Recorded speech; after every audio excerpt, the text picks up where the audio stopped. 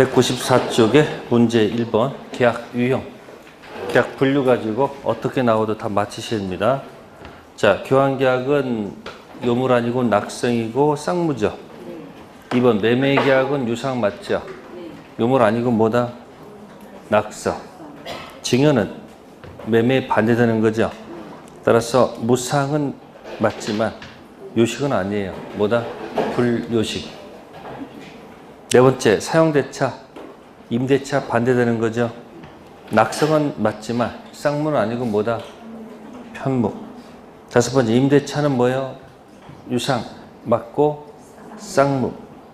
거기 증여하고 사용처 몰라도 맞힐 수 있다는 얘기예요. 그러니까 매매, 교환, 임대차는 연습하라는 얘기예요. 무슨 계약이 아니고 비전형 아니고 전형이고 약정이니까 요물 아니고 낙성이고 효력이 생기면 채권, 채무, 편무 아니고 쌍무고 채무, 이행 뭐예요? 무상 아니고 뭐다? 유상. 그걸 자꾸 연습하라는 얘기예요. 입에서 붙을 때까지. 다음 3번 가겠습니다. 계약에 관한 설명으로 옳은 것. 1. 민법상 쌍무계약은 모두 무슨 계약이다? 유상계약이다. 사실은 그 2번 요물계약에 해당하는 거 있죠? 현상광고란 말 있습니까? 무슨 광고요? 현상광고는 일정한 행위를 완료한 자한테 뭐 하는 거예요? 뭐 준다는 얘기죠. 그럼 현상광고는 법적 성질이 자, 이 낙성 있고 쌍무가 있고 뭐가 있어요? 편무가 있고 그 다음에 뭐가 있어요? 유상이 있고 무상이 있고 그 다음에 뭐가 있을까요? 낙성, 요물 있을 때 뭐 복잡하게 생각하지 마시고 그냥 짝짝이 맞춘 연습하세요. 현상 광고할 때 여기 여자 보여 안 보여? 네? 그럼 대입하세요. 아야 여야? 짝대기 좀 뒤집어졌어요. 우예요 유예요? 이거란 얘기고 아예요 요예요? 이 법성이 이렇다는 얘기예요. 그러니까 현상은 뭐가 아니고 이게 돼 있어 이렇게 성질이. 그러면 이 현상 광고는 무슨 계약이면서 유상이지만 위에 올라가면 뭐예요? 쌍무예요? 편무예요? 그럼 볼게요. 현상 광고는 유상 계약이죠? 그죠? 현상 광고는 무슨 계약이죠? 편무 계약이죠? 그럼 이런 얘기예요. 유상에 속하는 모든 계약은 전부 다 쌍무다. 틀렸다는 얘기예요. 왜요? 현상 광고는 유상은 맞지만 올라가면 뭐가 아니고 쌍무가 아니고 편무니까 틀렸다 그 얘기예요. 그러나 무슨 계약은 쌍무는 전부 다 무슨 계약이다? 그건 맞아요. 알겠어요? 근데 이렇게 설명하지만 시험장 가서 생각이 안 나서 문제가 되니까 그래서 유상계약이 쌍무한테 얘기했어요. 내 안에 너 있다. 누가? 유상계약이 쌍무계약한테 내 안에 너 있다. 그럼 말이 맞죠 이제? 쌍무는 전부 다 무슨 계약인데? 유상계약 자체가 쌍무는 아니라는 거 알 수 있겠죠? 절대 틀리지 마세요. 자, 3번에 2번 사용대차는 쌍무계약의 일종이다. 옆 사람한테 볼펜 한 자루만 사용대차 합시다. 공짜로 빌리는 거 아닙니까? 그럼 쌍무가 아니죠. 뭐예요? 그러니까 지금 요 안에서 여기 쌍무, 편무, 무상, 유상이 있잖아요. 요 안에서 매매하고 임대차는 전부 다 쌍무 뭐예요? 유상이야. 매매 반대가 뭐죠? 증여. 증여하고 사용대차는 전부 다 뭐예요? 편무이면서 뭐다? 무상 계약입니다. 아시겠어요? 증여, 매매의 반대가 뭐예요? 증여. 임대차 반대가 뭐다? 사용대차. 됐어요? 다음 세 번째, 교환계약에 있어서 금전의 보충 지급에 대한 약정이 있다. 자, 교환은 토지재산권 약정, 건물재산권 약정, 서로 약정 교환하기로 약속을 했는데 가치가 다를 수가 있죠. 그럼 부적분을 돈으로 줘야 되겠죠. 그 보충금이라고 그래요. 뭐라고요? 보충금 들어가 있는 교환은 매매입니까? 교환입니까? 교환이죠. 보충금은 매매 대금에 관한 규정을 준용할 수밖에 없잖아요. 3번 질문 틀렸고, 네 번째, 유상무상 구별하는 실익은 유상계약에 한해서 위험부담 문제가 발생하기 때문이다. 위험부담은 어디서 노는가요? 네? 어디서 놀아요? 자, 그러면 방금 전에 지금 뭐 했어요, 여러분들? 이거 계약 두 가지 비교했었죠? 그럼 쌍무 편모할 때 쌍무 계약의 특징이 뭐예요? 너도 무가 있고 나도 무가 있다. 너도 변제이고 나도 변제이다. 같이 이행합시다. 뭐에 관한 얘기가 나와요? 동시 이행이 나오죠. 그죠? 쌍무 계약 체결 후 갑도 잘못 없고 을도 잘못 없이 건물이 날라갔어요. 그럼 갑의 채무도 면제받고 을의 채무도 면제받죠. 그걸 뭐라고 그래요? 네? 무슨 부담? 자, 그러면 이제 합체를 하세요. 쌍무 계약하고 채무 불이행을 딱 합치시키면 딱 답이 나와. 쌍무 계약하고 뭐를 딱 합치시키면 쌍무 계약의 동시행은 채불에 뭐하고? 네? 채무 불이행에 뭐하고? 네? 이행. 지체랑 연결시키시고 쌍무 계약의 무슨 부담은? 위험 부담은 채불에 뭐하고? 네? 이행 뭐죠? 불능하고 연결시켜야 돼. 이렇게 자꾸 합체해서 이걸 띄워놓고서 문제를 푸는 사람하고 이거 없이 그냥 개별적으로 문제 풀려면 생각을 오래 해야 돼요. 지금 시간이 충분할까? 충분하지 않을까? 네? 있는데 시간이 충분해요? 안 하죠? 왜 충분하지 않을까? 이거를 몰라서 충분하지 않은 거예요. 패스를 안 하고 다 풀겠다는 그런 욕심 때문에 중간에 끊기잖아. 그러면 물어볼게요. 패스하고 다 문제 풀면 답이 다 나왔어요? 그럼 중간에 한 패스를 적어도 몇 개는 해야 돼. 그래서 제가 민법 노트를 지금 만들고 있어요. 예? 민법 공식을 만들 거예요. 공식 노트 해가지고. 그래서 제 첫 번째가 뭐냐면 언제요? 겸손하게 살자. 그래서 16개 딱 해놨어요, 지금. 그럼 16개는 어떻게 되는 거예요? 매일 읽어야 돼, 안 읽어야 돼요? 읽어야 돼. 그래서 또 두 번째는 뭐죠? 조문 관련된 거. 조문 뭐 있잖아요. 법정. 뭐에 관한 거? 법정 잘 아는데 얘기해 보세요. 법정 대리. 두 번째. 끝이야. 법정 추인. 법정 지상권. 법정 갱신.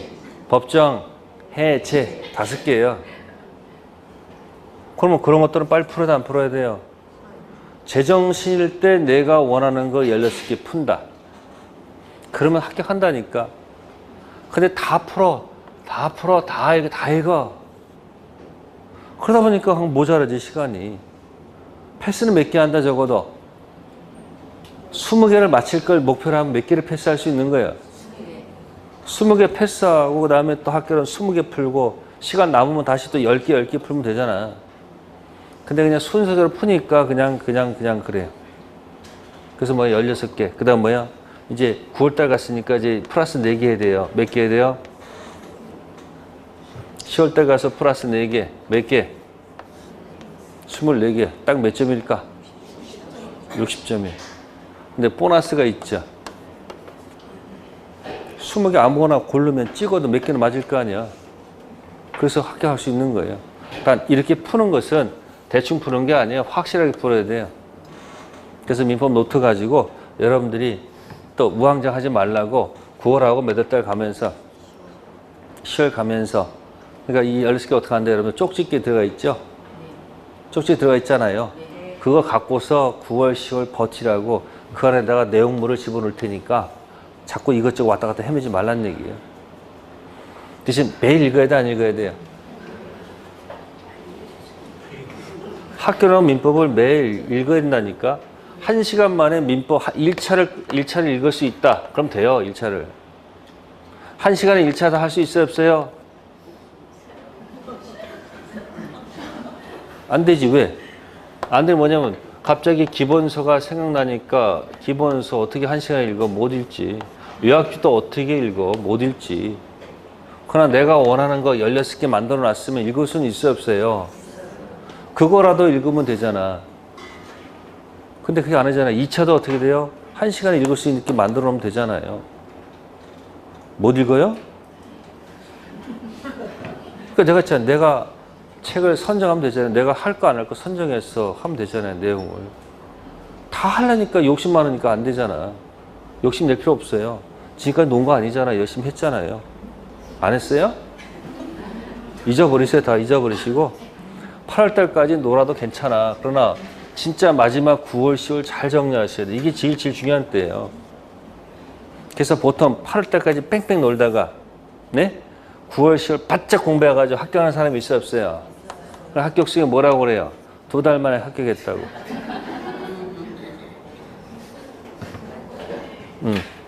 어제 어디 갔는데 어느 분이 식사를 했는데 이 연세가 71세세요.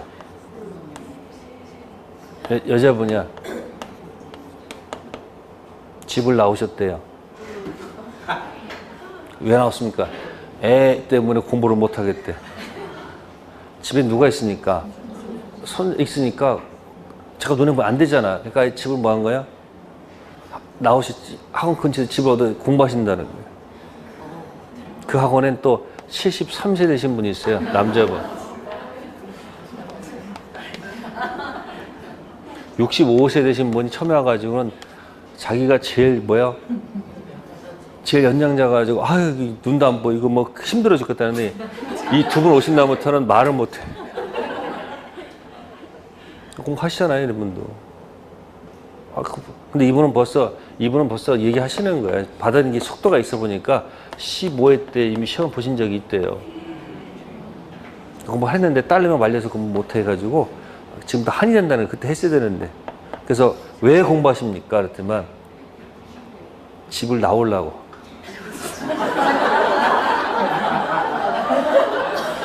아니 딸내미하고 사이하고 같이 사는데 귀찮다는 거야. 같이 있는 게 눈치도 보이고 뭐다 귀찮다는 거야. 그러니까 뭐야 독립해서 뭐 하겠다는 거야. 자기 삶을 열매했다는 거 아니에요. 근데 뭐가 있어야 독립을 근거 될 거 아니에요. 그게 뭐다? 자기 그냥 따가지고 의지가 대단하셔.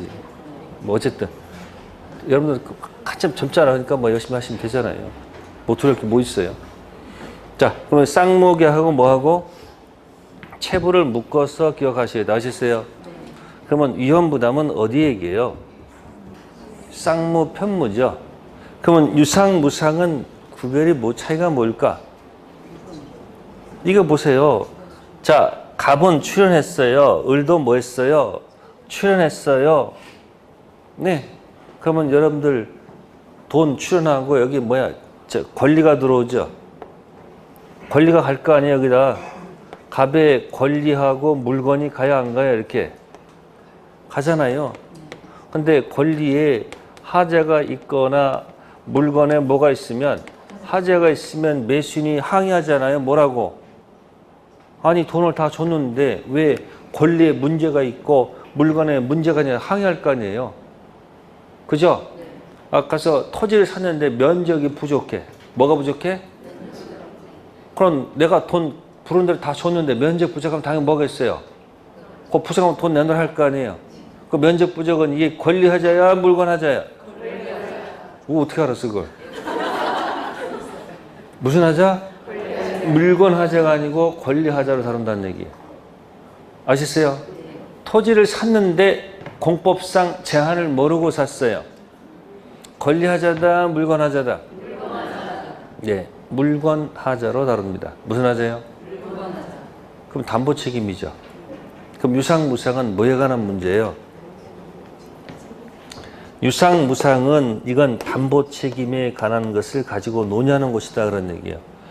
증여에서는 담보 책임 문제가 발생할 이유가 없죠. 한쪽만 출했는데 저쪽은 출한 게 없잖아요. 공짜로 줬으면 지가 알아서 고쳐 써야 되지.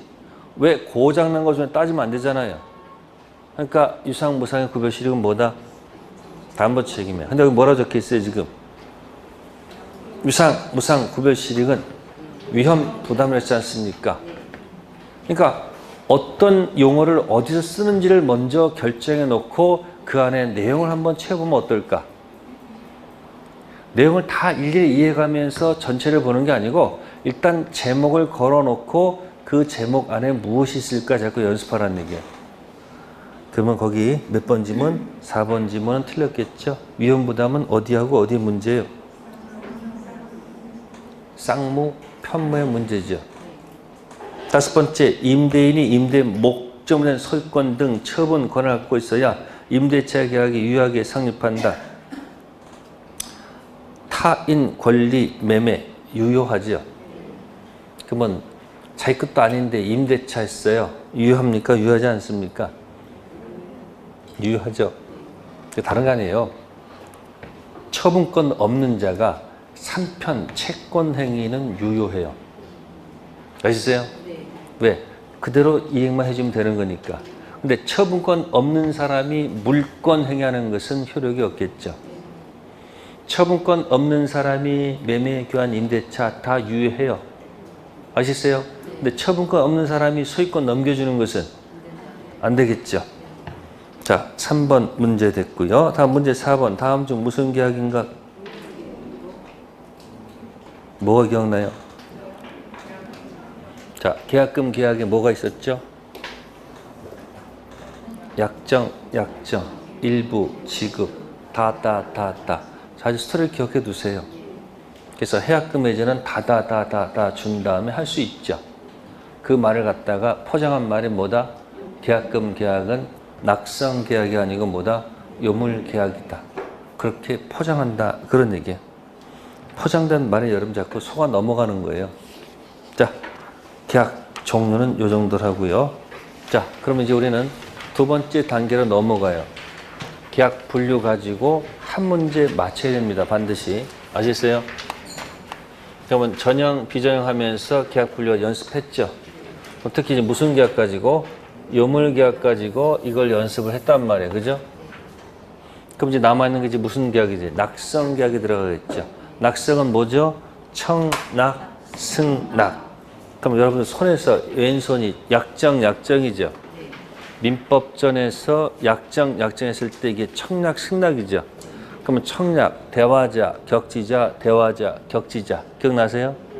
그럼 다 도달인데 저 끝에만 발신. 격지자 청약은 무슨 지? 격지자 취소, 격지자 추인. 그러니까 격지자 승낙만 보고 나머지 격지자는 전부 다 도달로 가라는 얘기예요. 계약 성립 가지고 틀리면 안 됩니다. 청약과 뭐에 가는 것? 승낙. 청약과 뭐에 가는 거예요? 승낙 가지고 해서 특히 무슨 발? 승격발 가지고 하나 거론될 수 있습니다. 그래서 197쪽에 8번 문제 가겠습니다. 계약 성립.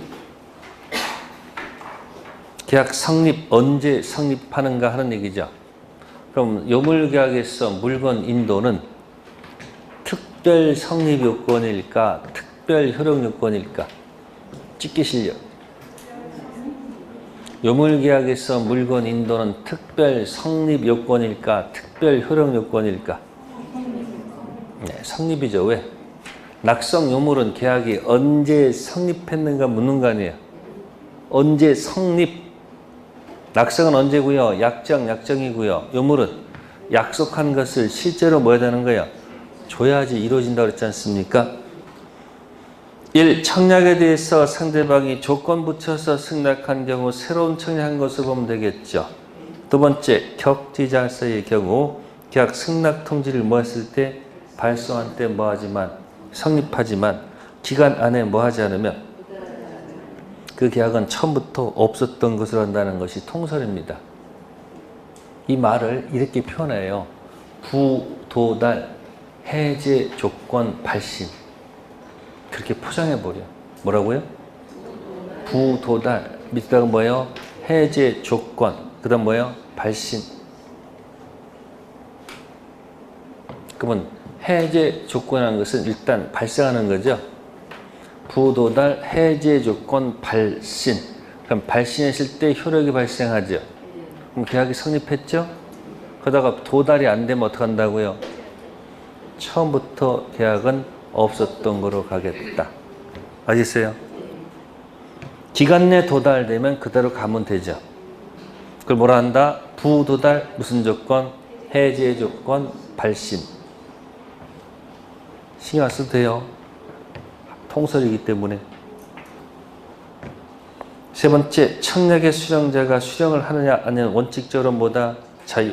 네 번째, 청약에는 청약자와 그 상대방이 있으므로 청약자는 반드시 명시되어야 된다. 청약자 이름이 꼭 명시되어야 됩니까? 힘들면 자판기를 기억하세요.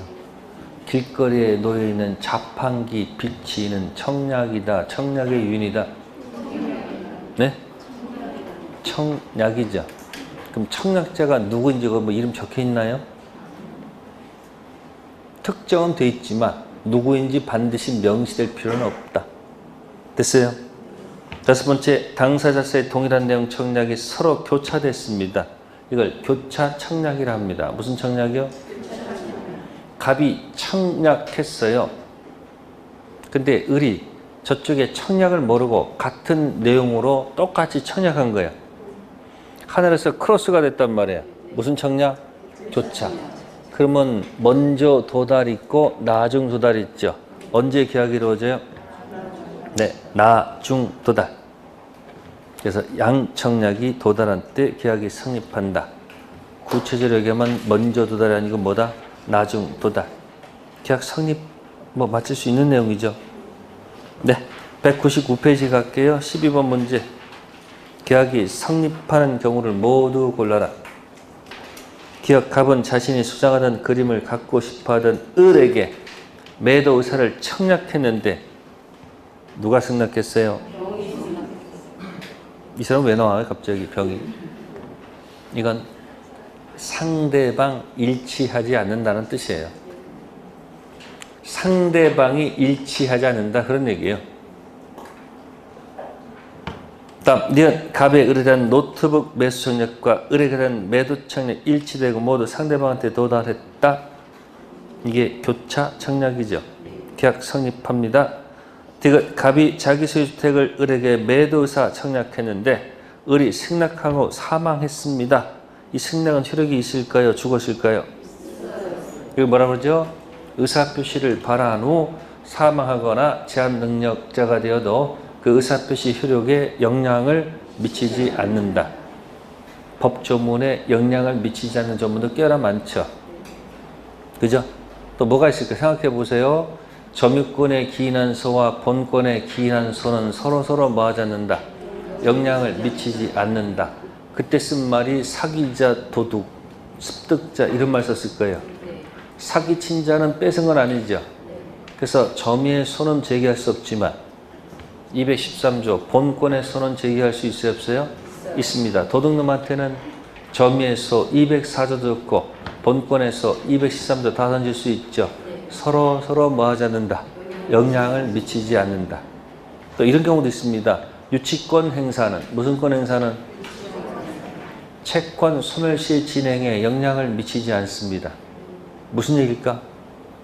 유치권 행사는 채권 행사이다 아니다? 아니죠.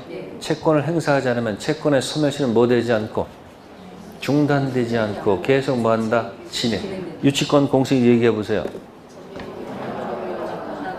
물건을 점유하다가 그 물건 관련된 채권 때문에 유치권 돌아가죠. 세 개가 같이 돌아갔습니까? 채권은 고정이야. 이 두 가지만 돌아가는 거야.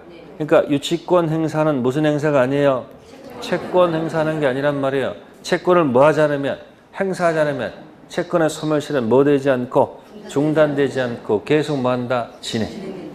따라서 별도로 채권을 행사를 해야지 채권의 소멸시가 뭐가 된다? 중단된다. 그래서 유치권 행사는 채권 소멸시 진행에 영향을 미치지 않는다. 그렇게 돼 있다는 거예요. 또 근저당 나왔습니다. 근저당. 피담보 채무가 확정되기 이전, 주된 채무가 이전 소멸하더라도 저당권에 영향을 뭐하지 않는다. 미치지 않습니다. 같이 안 움직인다는 얘기예요. 그래서 부정성에 따라서 뭐가 돼 있다. 완화되어 있다. 그런 얘기예요. 다음 법정해제에서 계약의 해제해지는 원상회복 청구는 손해배상 청구에 영향을 미칠까 안 미칠까? 미치지 않죠. 그러니까 무슨 회복도 하고 원상회복도 하고 플러스 무슨 배상? 손해배상 같이 던질 수 있다 없다? 있다. 그렇게 돼 있어요. 이제 판례에서 어디서? 단속 규정에 위반됐을 때 뭐가 됐을 때? 사법상 법률행위 효력에 영향을 미친다 미치지 않는다. 단속 규정 위반하더라도 처분을 하더라도 그 계약은 뭐야? 영향을 안 미친다는 얘기야. 지인이 아닌 의사표시는 의사표시 효력에 영향을 미친다 미치지 않는다. 지인이 아닌 의사표시는 의사표시 효력에 영향을 미친다 미치지 않는다. 미치지 않으니까 표시된다 효력이 있다 그 얘기예요. 아시세요? 그러니까 법조문에 가서 이제 영향을 뭐하지 않는다. 미치지 않는다. 또 세트로 묶어서 해야 안 해야 돼요? 해야 되는 얘기야. 그러니까 지금 떨어져 있는 것을 이제 9월 달에서 뭐 하는 거예요? 모아서 이렇게 세트로 묶어가지고 또 공부하는 거예요. 기억이 자꾸 도망가 안 도망가요? 잊어먹을 때쯤 한 번씩 뭐 해야 돼? 눌러줘야 될 거 아니에요? 이렇게. 자꾸 까먹지 말란 얘기예요. 자, 다시 갑니다. 리을 갑이 을에게 10만원 시계를 수령 청약했는데 청약한 수령은 을이 만원 깎아주면 계약하겠대요. 계약 이루어지지 않죠. 그럼 다 맞출 수 있는 거지 이런 것들은. 근데 이제 법률적으로는 리을은 내용의 불일치야. 기억은 상대방 불일치고요. 밑에는 뭐다? 내용이 불일치해서 계약이 이루어지지 않는다는 그런 뜻이에요. 계약 성립. 네. 200페이지요. 13번 문제. 갑은 을수의 토지를 사고 싶어서 을에게 이러한 내용을 담은 편지를 2003년 4월 1일 발송하면서 4월 20일까지 답장을 요구했다. 4월 7일 편지를 받은 을이 갑이 제시하는 가격에 토지를 팔겠다는 편지를 며칠? 4월 10일 뭐 했다? 발송했다. 근데 우체국 잘못으로 인해 가지고 을의 편지는 4월 20일 도착했던 얘기죠. 그럼 이거는 보통 연착이 아니고요. 특수 연착. 무슨 연착? 특수 연착되면 연착 통지 의무가 발생합니다. 근데 연착 통지하지 않았다고 그랬죠. 그러면 기간 내 도달된 것으로 봅니다. 승격 발입니다. 무슨 발이요? 결국 언제? 4월 10일. 특수 연착과 플러스 승격발 합체해서 낸 사례 문제. 다음 14번 가겠습니다. 다음 중 계약이 이미 성립하는 경우끼리 바르게 짝지어진 것, 기업 청약과 더불어 성부된 물품을 뭐하거나 소비하거나 사용한 경우, 이게 의사 실현입니다. 무슨 실현이요? 의사 실현은 사실이 있는 때 계약이 성립합니다. 이건 민사매매에서 청약자가 단순히 뭐가 없으면, 회답이 없으면 승낙한 것으로 본다고 통지했으나 상대방에서 아무런 회답도 하지 않고 있습니다. 이런 청약은 상대방을 구속하지 않습니다. 계약은 성립하지 않습니다. 제가 정찰제 할인 매장에서 물건을 뭐하고 고르고 바구니에 심었다가 도로 뭐야? 이런 질문을 왜 만들어냈을까? 기출문제, 기출문제. 계약 성립할 이유가 뭐요? 없어요.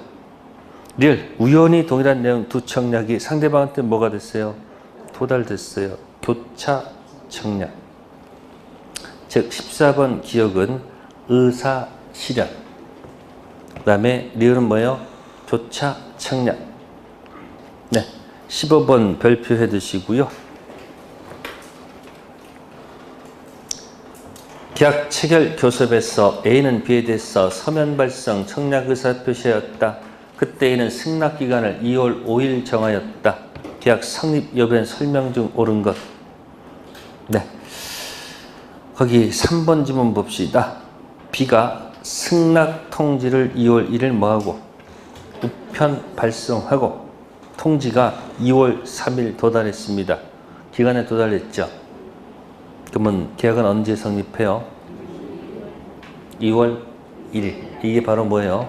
승격 발입니다. 그 다음에 5번도 하나 기억해 두세요. A가 청약 의사표시 도달 전 사망했다. 이 청약은 살아있는 걸까요? 사망과 동시에 죽었을까요? 영향을 미치지 않거든요. 그러면 그 B가 그 살아있는 청약에 대해서 승낙 통지를 뭐하면 발송해서 기간에 도달되면 계약은 뭐예요? 성립한다 되지 않을까요? 네, 계약 성립 가지고 틀리지 마시고요. 네, 그 다음에 203페이지 이제 18번 갈게요. 계약 체결상 과실 책임. 무슨 책임이요? 계약 체결상 과실 책임. 자, 지금부터 원시적 불능을 그리겠습니다. 무슨 불능이요?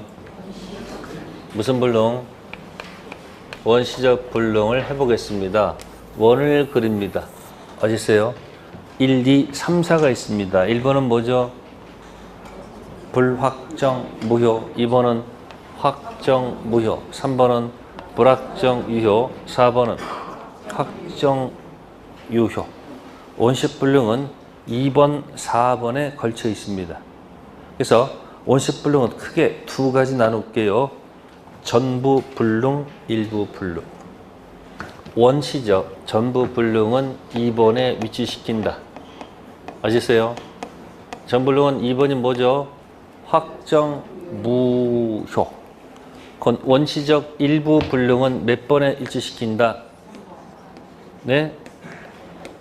4번에 위치시킨다. 뭐 한다고요? 4번. 그럼 이거 하기 전에 하나 들어보겠습니다. 자, 토지를 매매를 했어요. 면적이 부족합니다. 뭐가 부족하다고요? 자, 면적이 부족하면 3번 들어가면 착오의 취소란 말 있죠. 착오로 뭐 할 수 있는 거? 취소. 그럼 착오 들어가면 두 가지가 있어요. 중중. 중요 부분하고 중대한 과실이 있단 말이에요. 그러면 이 면적 부족은 착오에 있어서 중요 부분에 착오로 다룰까 다루지 않을까? 네? 면적이 다소 부족하다. 이것을 굳이 중요 부분 착오로 다뤄서 무슨 문제로 풀어가지는 않는다는 거다. 네? 취소의 문제로 풀어가게 되면 결국 뭐 가겠다는 거야? 무효 갔어 가겠다는 얘기 아니에요? 그러니까 면적 부족은 뭐로 다루지 않고요. 중요 부분 착오로 다룬다 안 다룬다? 안 다룹니다. 아시세요?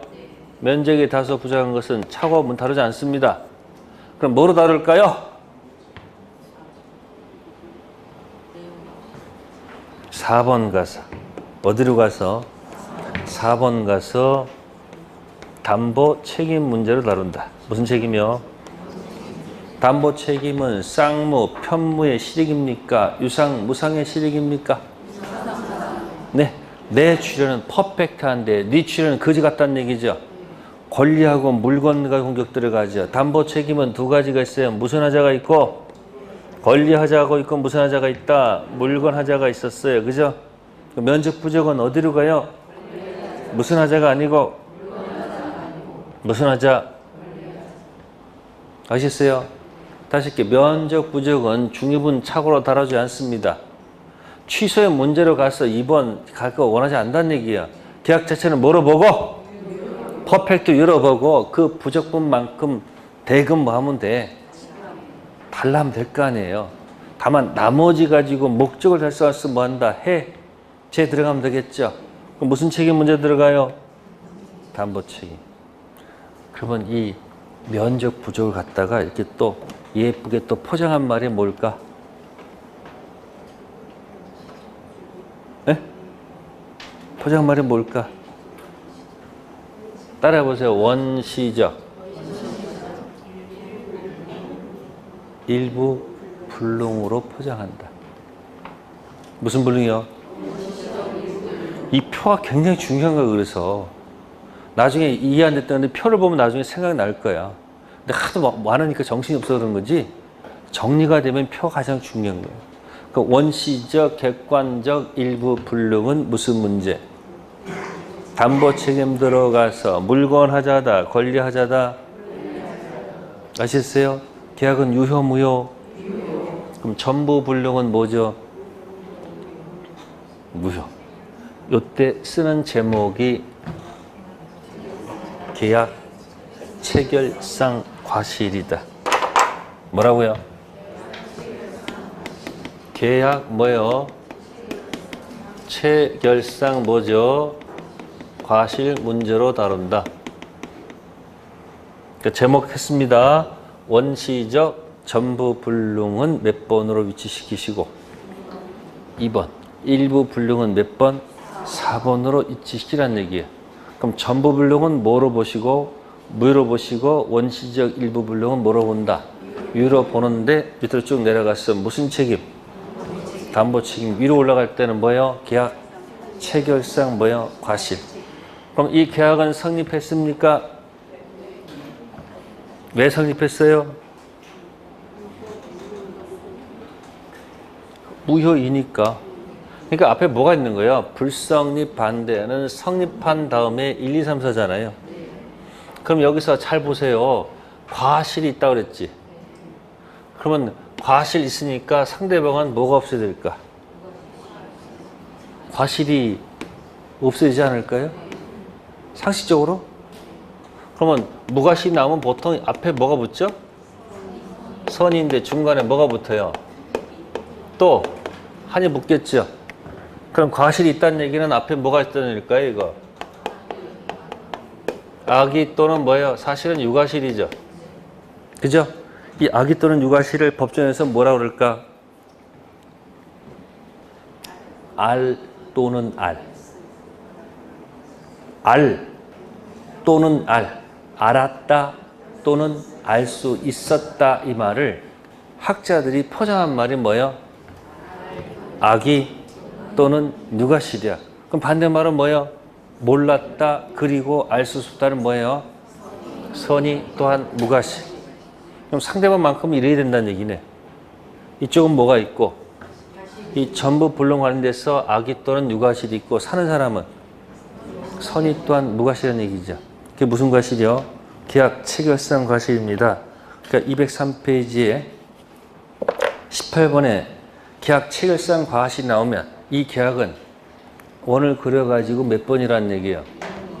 2번 전부 불능. 그리고 저 밑에 4번은 무슨 불능? 일부 불능이 기다리고 있다. 같이 묶어서 한 세트로 기억하세요. 1. 우리 민법은 원시적 불능 경우에 대한 계약 체결상 과실 책임을 규정하고 있죠. 전부 불능이 후발적 불능이야. 원시적 불능이죠. 전부 불능이죠. 두 번째, 계약 체결상 과실을 이유로 한 실내이익 손해배상은 계약이 유효함으로 인하여 생길 이익을 넘지 못한다. 실내이익과 이행이익이 두 가지가 있습니다. 실내이익이 이행이익보다 적으면 실내이익가고요. 실내가 만약에 이행이익을 뭐하면 넘으면 이행이익. 작은 것을 선택한다. 뭘 선택한다고요? 자, 실내이익이 있고 무슨 이익이 있어요? 보통은 이게 크죠? 이게 크거란 말이에요. 전매 차익. 이건 믿었기 때문에 들어간 비용들, 답사 비용, 융자 비용. 근데 만약에 뭐가 뭐보다 크면, 신뢰가 뭐보다 크면, 그냥 뭐를 한도로 한다? 작은 거 무조건 선택하란 말이야, 작은 거. 이건 나중에 규정되니 걱정하지 마시고. 자, 세 번째 질문. 계약 체결상 과실 책임은 원시적 불능을 알지 못한 데 대한 상대방의 선의를 요하나 무과실까지 요하지는 않는다.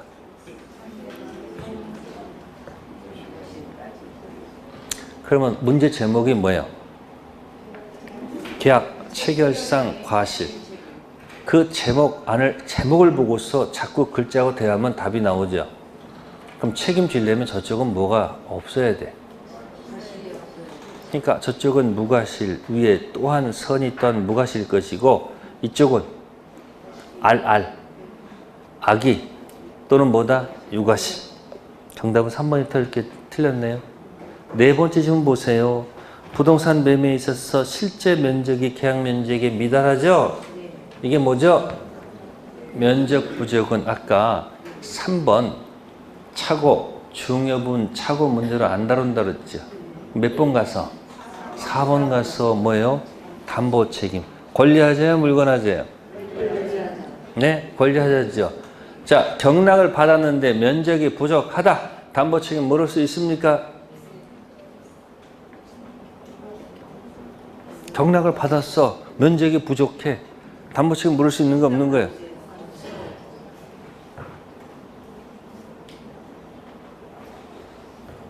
그럼 힌트 드릴게. 경락 받았을 때 물건 하자 가지고는 공격 못해.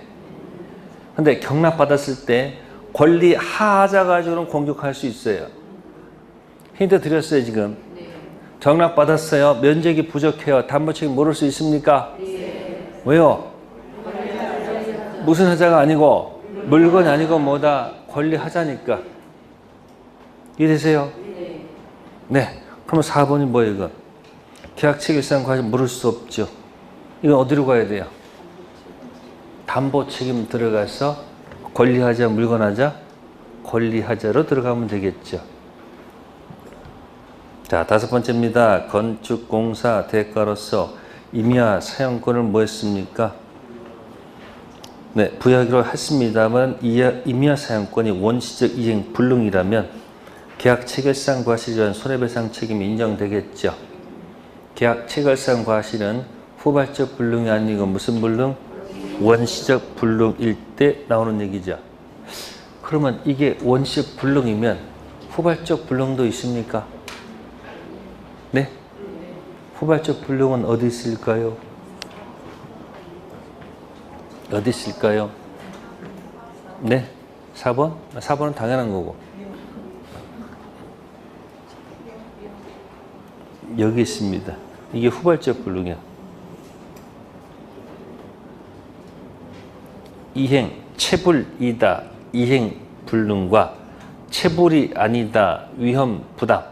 이게 후발적 불능입니다. 무슨 불능이요? 후발적 불능. 지금 이게 여러분 몸속에 있어요, 없어요? 몸 안에 있어, 없어요? 이게 제목이. 없다고요? 해봐요. 민법전. 전형, 비전형이죠? 약정, 약정. 요물 아니고 낙성이죠. 내려와서 효력이 생긴다. 갑의채권, 의뢰채무, 의뢰채권, 갑의채무. 무 두 개죠. 편무 아니고 쌍무죠. 쌍무의 특질 두 가지가 뭐예요? 동시 이행하고 뭐예요? 위험부담이야. 채무를 이행해야 돼, 안 해야 돼요? 이 출연의 문제가 뭐예요? 담보 책임이죠. 그럼 채무를 이행하면 될 거 아니야. 못하는 게 뭐다? 채무 불이행 두 가지가 있죠. 양손 귀잡고 귀책세입니다. 왼손은 이행지체. 그게 뭐가 있어요? 동시 이행이 있단 말이에요. 쌍무계약이 있단 말이에요. 이행 불능에 뭐가 있어요? 위험 부담이 있다고요. 그러면 이건 체불이다죠. 체불이다가 이행 불능이죠. 손을 떼는 순간 체불이 아니죠. 그러니까 지금 매도인불, 매수인불 제3자 불이란 말이야. 그러니까 이게 뭐 체불의 뭐고 이행 불능이고 손을 떼는 순간 쌍무계약에 뭐가 가는 거예요? 위험 부담. 이게 뭐에 가는 거예요? 후발적 뭐다? 불능. 그러면 이행 불능은 누가 불능인 거예요? 갑이 잘못해서 화재가 난 게 갑이고 을은 뭐가 없는 거예요? 위험 부담은 체불이 아니죠. 손을 떼는 체불 아니잖아요. 그럼 갑은 절대 뭐가 없는 거예요? 잘못 없어요. 갑은 잘못 없는데 누구한테? 또 갑은 잘못 없는데 누구는 잘못 없다. 그러니까 이 두 가지는 갑한테 뭐가 없다는 거예요? 잘못이 없잖아요. 잘못이니까 체불이다 이행 불능. 손을 떼는 순간 체불 아니다 무슨 부다? 이게 후발적 불능이잖아요. 그럼 후발적 불능의 제목이 두 가지가 있는데 뭐? 이행 불능하고 쌍무계약의 체불 아닌 위험부담 두 가지가 있잖아. 그럼 저 바깥에 원시적 불능이 있다고 생각하면 안 될까? 내 오른손 끝에.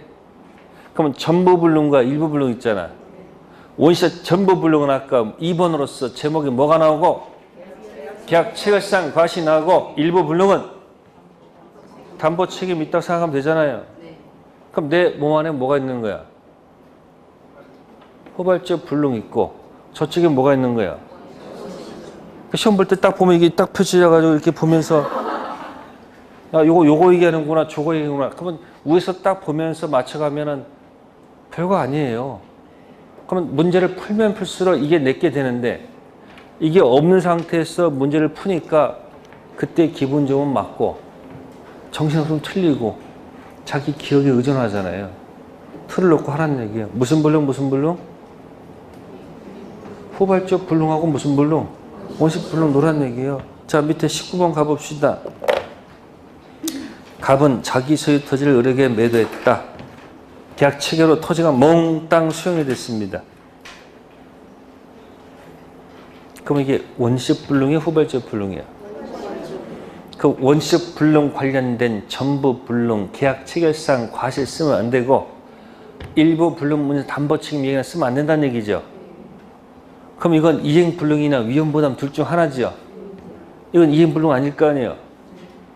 둘 다 잘못이 없잖아요. 1. 을은 수용 주체를 상대로 불법행위 손해배상 청구할 수 있다.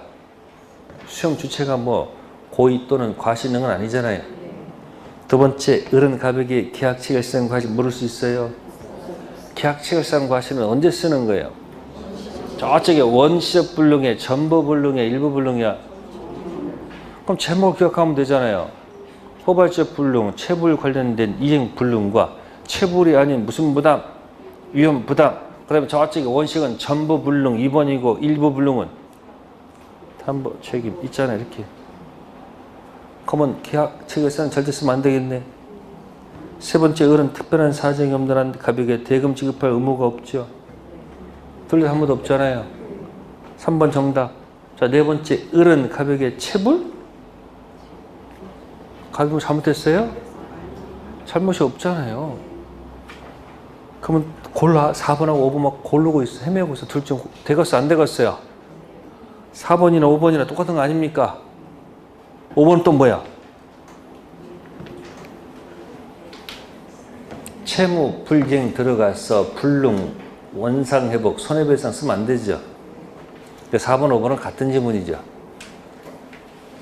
그러니까 제목 싸우는 거예요. 후발적 불능 제목 두 가지 뭐 있어요?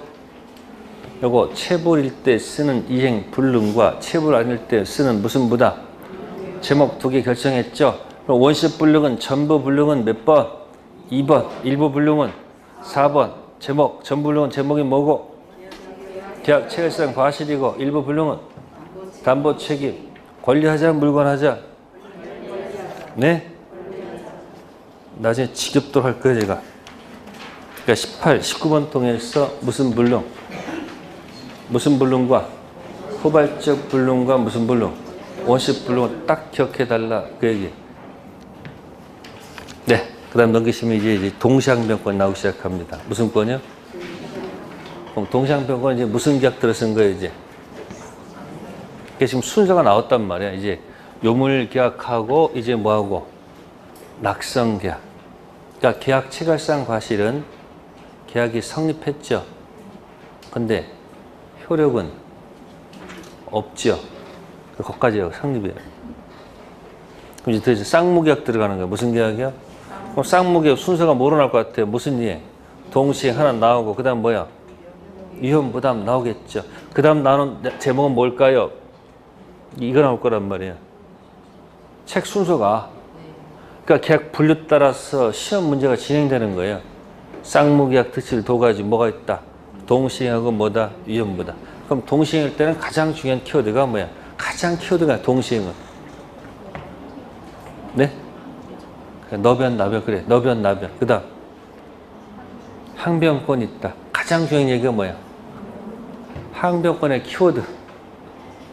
항변권이 있으면 그 자체, 뭐 하지 않아도, 주장하지 않아도 이행, 지체, 책임 면제받는 거야. 근데 서로 동시행 관계가 아닐 때 쓰는 얘기가 있었죠. 한쪽은 변제기고 한쪽은 변제기가 아니야. 중도금 줄 때 갑은 변제기가 아니고 매수인만 변제기야. 그때 선이행 의무하고 뭐야? 후이행 의무. 그럼 선이행 의무자는 뭐가 없어요? 항변권이 없으니까 항변 없는 사람이 자신의 채무를 뭐 하지 않으면 바로 뭐에 빠져요? 지체에 빠진다. 그 얘기예요. 자, 20번 봅시다. 법원이 직권으로 참작할 수 있다.